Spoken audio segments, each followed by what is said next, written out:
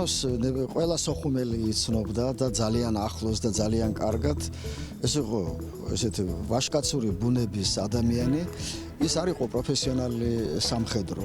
მან ისე როგორც ნიჭიერმა ადამიანმა ისე სწრაფად აუღო ამას ალღო ყველაფერს და ჩამოყალიბდა ძალიან ძლიერ მეთაურად. ღმერთმა ნათელში ამყოფოს მისი სული. ჩვენ ადრეც არაერთხელ მოვსულ ვართ, მაგრამ დღეს მაინც განსაკუთრებული დღეა. სწორედ ის დღეს დაიღუპა.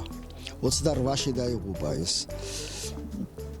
და მე აი ეს ძალიან დაგვიანებული, მაგრამ სწორი გადაწყვეტილება ეროვნული გმირის წოდების მინიჭება. ჩემთვის როგორც ყოფილი სამხედრო შენაერთის მეთაურისთვის ძალიან სასიხარულო დღეა, რომ ბატონ გენოს 23-მე მექანიზირებული ბრიგადის მეთაურს მიენიჭა ეროვნული გმირის წოდება.